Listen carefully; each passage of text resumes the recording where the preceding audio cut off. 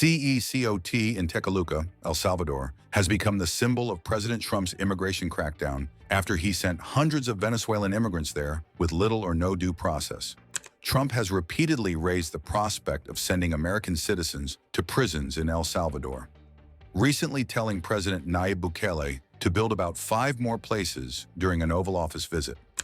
U.S. Homeland Security Secretary Kristi Noem visited the prison in March. "If you come to our country illegally, this is one of the consequences you could face," Noem said in a video, standing in front of a packed cell of prisoners.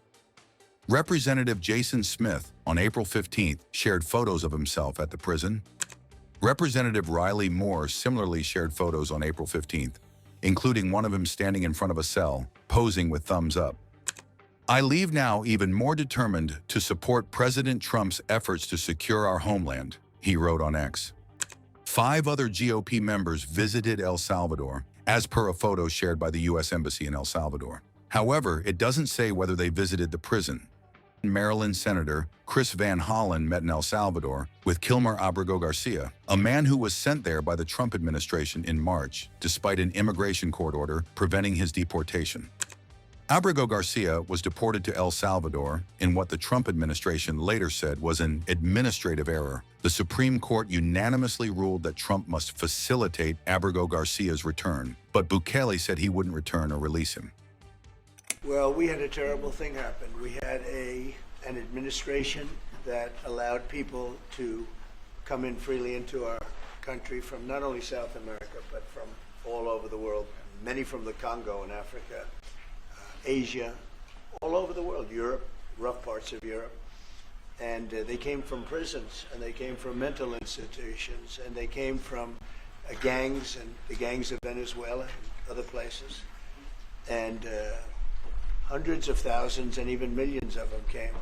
21 million people altogether, but many of the people that came, just a tremendous percentage of them were criminals, in some cases violent criminals. We had 11,088 known murderers. Half of them murdered more than one person.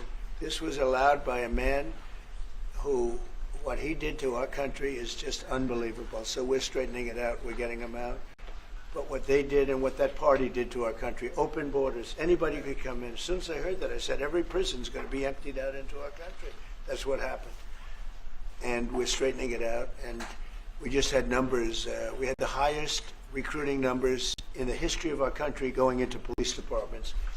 And a year ago, we had the lowest numbers. You couldn't hire a biggest change.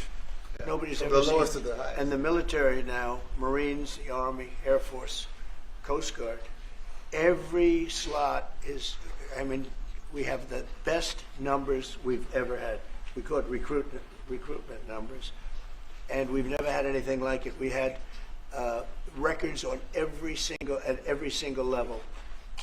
But very important, the policemen. The policemen are joining forces now that we really were having a hard time with policemen because we weren't protecting our police. Yeah.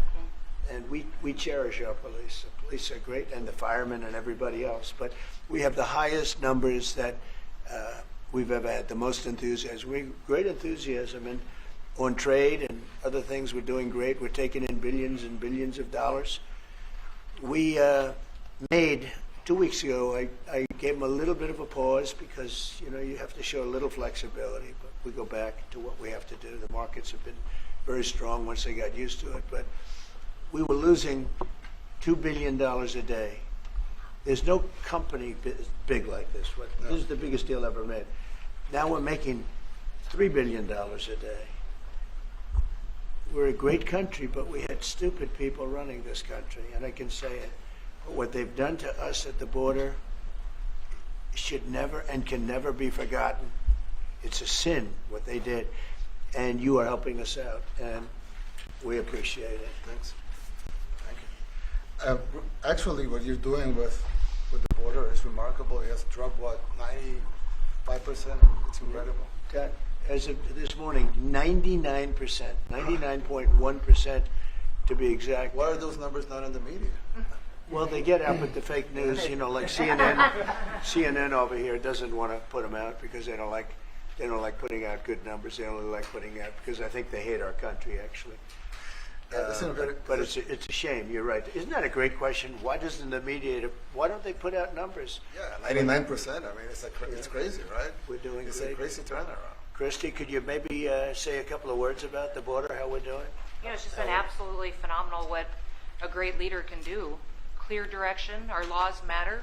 We should only have people in our country that love us, and the Border Patrol and our ICE officers and law enforcement officers have done fantastic work. So we're proud of them. Now we just need to get the criminals and murderers and rapists and dangerous gang members and terrorist organizations out of our country. So, Mr. President Bukele, we thank you very much for your partnership.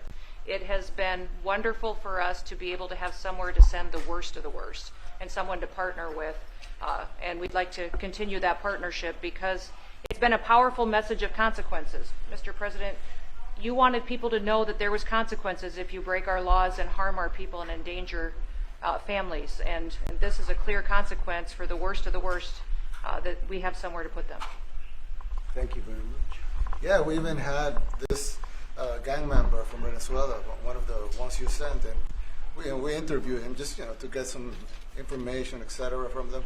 And he said, "Oh, well, I got arrested 6 times, but they released me the 6 times, so I should be released again." And then he said, "Well, but what's the last thing you do?" And he said, "Well, I shot a cop in the leg, but I didn't kill him. I just shot him in the leg." And we're like, this guy was arrested 6 times here in the United States, 6 times. He was released 6 times, and in the he was released 5 times, and the last time he was sent to El Salvador, right? So he's not getting released, but the last time he shot a cop, actually, and he shot him in the leg. So these are, like you said, Incredible, right? yeah, but there's something broken. The liberal establishment. But they're not running things anymore in this country, and we're run by, and I don't say conservative, I don't say anything, we're run by people with great common sense. Yeah, common sense. Because it's all common sense. Yeah. It's not liberal conservative, it's common sense. Exactly. And, do you allow men to play in women's sports? Do you allow men to box your women and box? Because I know you have a lot of boxing in your that's country. violence. That's abuse of a Violence woman. against women. It's yeah. abuse of a Totally. woman. But we have people that fight to the death because they think men should be able to play in women's sports. And some of those sports, it wouldn't matter much, but it still matters. But some of them are very dangerous for women. Some years ago, I would say a decade ago or so, women rights movements were pressuring so that we enacted specific laws to avoid men abusing women. And I think those laws were great because there were a lot of men abusing women. But now some of the same people are trying to backtrack on that and actually trying to make new laws allowing men to abuse women in a sport. So actually that doesn't do make it in sense. sports. It doesn't make sense. It's crazy. They have weightlifting records, right? Yeah. A woman gets up, lifts weights, she's incredible. A guy gets up and beats her by 100 pounds. What are you going to do? A record that hadn't been broken in 18 years. They put on an ounce, quarter of an ounce, eighth of an ounce for 18 years. Now they have a guy come up, ping. The whole thing is crazy. But they continue to fight. And I don't like talking about it because I want to save it for just before the next election. I said to my people, don't even talk about it because they'll change. And but I watched this morning, there was a congressman fighting to the death for men to play against women in sports. And you say to yourself, why? What are they doing, right? What are they doing? But your country's not too big in that. No, of course not. We're big in protecting women. We're good. That's right. It's a very important form of protection, too. And as you can see, most of my cabinet are women, so. That's impressive. Yeah. That's why you And run they're it. not DEI hires or anything. They They're can just be great at what they do, right? That's right. This is very impressive. Yeah, This no. is a first. We've had women, but we've never had 3 of them right here. That's 4 and 3 And men. look who we have. You guys feel a little bit mistreated? That's good. I like it. We've been advanced. I've been very advanced in that regard too. We have Pam, who's been so Yes, I know. fantastic. And Christy, and the most powerful woman they say anywhere I in the know, world. exactly. She's rated. They're all afraid of her. Susie Wells. They say, oh, she's tough. Most powerful woman in the world, according to magazines. What do I know? Yes. But I think she probably is. Yeah, she probably is. Yeah, she probably is. Congratulations. And you know Stephen, who's done such a great job. Yes. We have great He's people. very famous too. But we love working with him. He is. He really lets them have it. Right? Yeah, exactly. There's no games. No. It's very good. He knows. Do you have any questions, please? Go. Let's not start with CNN because they're just so wrong.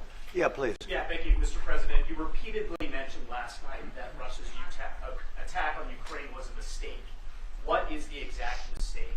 And have you given Putin a deadline to actually move towards a ceasefire? The mistake was letting the war happen. If Biden were competent, and if Zelensky were competent, and I don't know that he is. We had a rough session with this guy over here. He just kept asking for more and more. That war should have never been allowed to happen. That war, I went 4 years and Putin wouldn't even bring it up. And as soon as the election was rigged and I wasn't here, that war started. There was no way that war should have been allowed to happen. And Biden should have stopped it. And you take a look at Putin. I'm not saying anybody's an angel, but I will tell you, I went 4 years and it wasn't even a question. He would never, and I told him, don't do it. You're not going to do it. And it was the apple of his eye, but there was no way that he would have done it. All you had to do is lower oil prices. If you lowered oil prices, Biden kept the prices so high because he made it impossible to get it. If you lowered oil prices, you would have never had the war. But you wouldn't have had it with me anyway. That war would have never happened. And I think it's a great abuse. So now what do?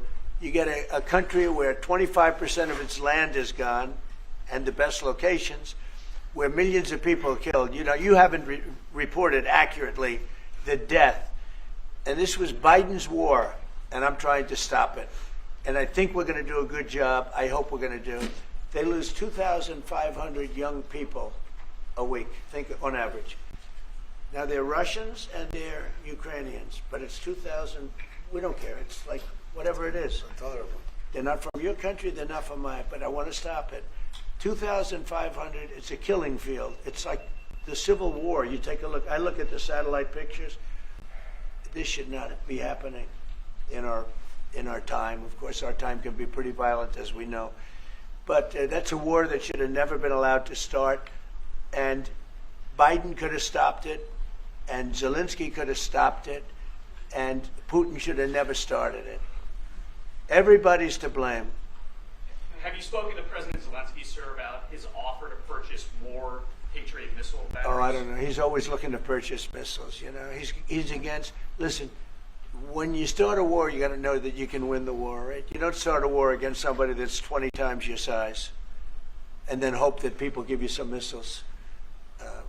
If we didn't give them what we gave, remember, I gave them javelins. That's how they won their first big battle with the tanks that got stuck in the mud, and they took them out with javelins. They have an expression that Obama at the time, Obama gave them sheets and Trump gave them javelins. But just something that should have never happened. It's a really shame. The towns are destroyed. Towns and cities are, largely destroyed. They have the spires, the beautiful spires that go up. They say they were the most beautiful in the world in Ukraine for whatever reason, but the most beautiful in the world, they're mostly laying on their side, shattered and broken. And most importantly, you have millions of people dead. Millions of people dead because of 3 people. I would say 3 people. Let's say Putin, number 1, but let's say Biden, who had no idea what the hell he was doing, number 2, and Zelensky. And all I can do is try and stop it. That's all I want to do. I want to stop the killing. And I think we're doing well in that regard. I think you'll have some very good proposals very soon. Last question, sir. Have you attributed a motive, sir?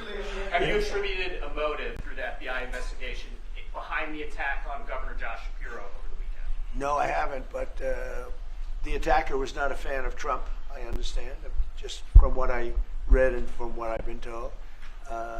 The attacker basically wasn't a fan of anybody. It's probably just a whack job. And certainly a thing like that cannot be allowed to happen. Okay.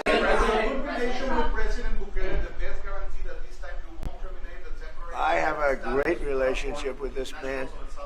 I have the best relationship with him. We've known each other I've known him since he was a very young man, as I said, very, very young, and I was impressed. I said, look how this guy is. In fact, you sort of look like a teenager. You still you look like a teenager. I said, what kind of a country is this? Mr. President. He grew up well in the last 5 years.